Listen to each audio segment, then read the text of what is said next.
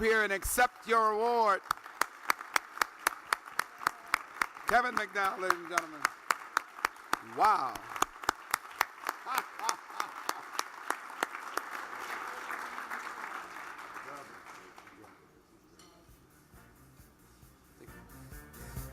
Nothing and nobody, baby, could ever take or stop the love that I have for you. It's very simple, you see, baby, it's real. So good evening. Are they still out there? Try it again. I'll try it again. Good evening.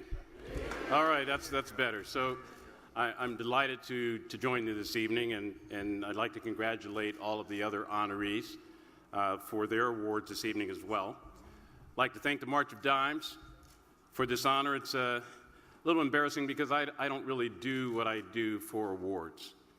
I do it because I believe that God blessed me so that I can help others. And I simply act on that conviction. Thank you also to Faye McClure and the host committee of Farmers Insurance for bringing to light the issue of premature birth rates, and in particular within the African American community. So, someone already mentioned it, but how about those Stanley Cup champion LA Kings? Now, you didn't think I was going to get on stage without mentioning that, right? Some of you may not know, though, that the LA Kings is really the foundation of AEG and was really our start. In fact, that's where I started, with the LA Kings, and when AEG was nothing but a vision. And you can imagine how proud we are for the team this year, for this accomplishment, something that we've waited 45 years for. And you know, it's probably, I think, the longest run that any professional team has had without winning a championship, at least one of them. And so we're so proud of the team. But, you know, I know we're pressed for time here and everyone wants to see Jeffrey Osborne, but let me just, with all due respect to the players, I want to share something with you that really talks to and speaks to some other heroes that are also with the LA Kings. They didn't get the headlines. They didn't have a parade. They don't have a trophy. But in my opinion, they're every bit as special as anyone else. A couple of years ago, 8 young kids, high school kids from Compton High School, were invited to travel to Washington, D.C. to participate in an educational workshop at the White House. And they had this opportunity to join 112 other high school kids from around the country. Unfortunately, these kids did not have anything appropriate to wear. So I received a call from one of the teachers at the high school to appeal to us to say, hey, Kevin, is there anything that you or anyone over at AEG can help us with? And just much to my surprise, but I guess it shouldn't have been a surprise, up steps the wives of the Kings hockey players. They went out and bought scarves, hats with Kings logos, shirts and ties to match the clothes that had already been donated. And certainly the shirts and ties came in handy because they were going back to Washington, D.C. when there was this huge snowstorm. But the young men obtained other donations as well, but were so appreciative of what they received from the King's wives. And I tell that story for 2 reasons. First of all, see, the wives of these hockey players and these kids from Compton had little or nothing in common. But that didn't stop them from jumping in to help. And the only explanation I can have is that these wives probably embraced the same ideology that I embrace, and that is that we all belong to a greater whole. And we cannot exist in isolation. I am what I am because of who we all are. and we must do what we can to enable communities around us to improve. So, as a member of the human family, we too are diminished when those in any community are diminished. And we all are interconnected. Our destinies are tied together. And when we act on those beliefs while lifting up others, amazing things can happen. We can transform lives with just a little time and effort.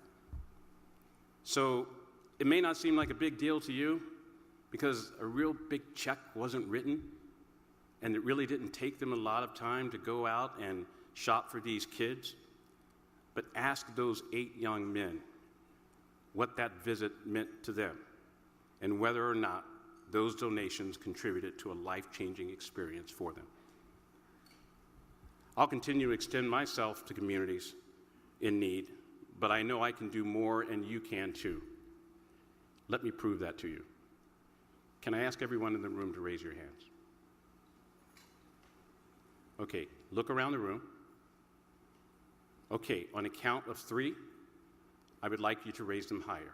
1, 2, 3. Now look around the room. I think you just made my point for me. Whatever we're doing together, we can always take it to another level. And we should always think about that. It's a challenge I make to myself every day. I ask you to do the same. And you can start by thinking of how you can support the mission of March of Dimes, which is to ensure that all babies are born healthy. They are our future, and we must invest in them. So lastly, I'll leave you with something that many of you have heard from me before, but I'll say it again. When those of you, especially those of you who are in the business community, wonder how you might be able to help others, the answer more than likely won't be found in your job description. You only find that answer in your heart.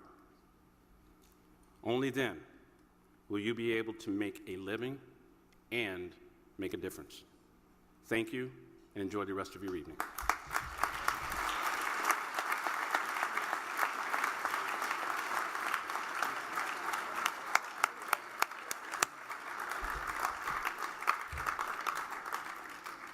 Thank you so much, Kevin. You are truly an inspiration.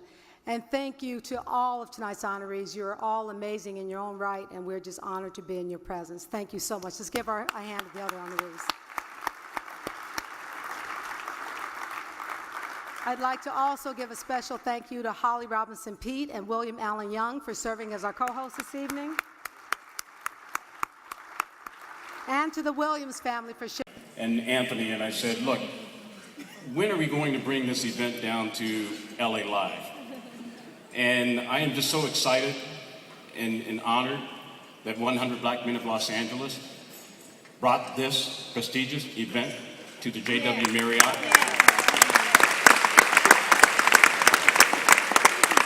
And I hope this is the first of many to come.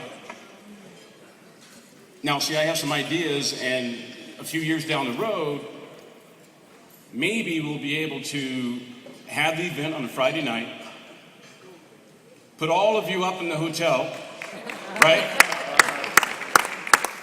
And then we can go to a football game on Sunday at Farmers Field, right?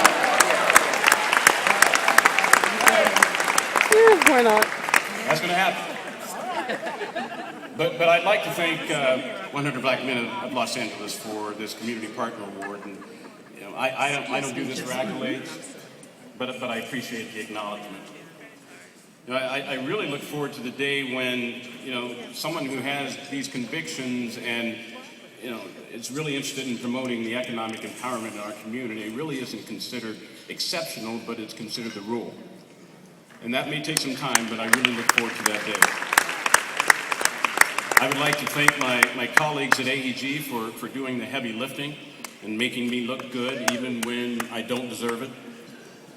And once again, on behalf of AEG, I'm really excited that we brought this event down to LA Live. I just want to share one thing with you, and I know I have to keep it short, but you know, when I was out of college, I got my first job, and you know, after a few months on that job, I was asked to come into the boss's office for a performance review. And the performance review wasn't very good. And I was pretty angry, I was upset, I was a little perplexed, didn't know what that actually meant, and my boss looked me in the eye and he said, "Are you here to make a living, or are you here to make a difference?" And from that day forward, every day I wake up, I ask myself, what am I going to do today to make a difference? And if any of you do that as well, I'm sure you'll agree that you won't find that answer in your job description, you'll only find it in your heart. Amen. And it's very important Amen. that we all think that way when we wake up every morning.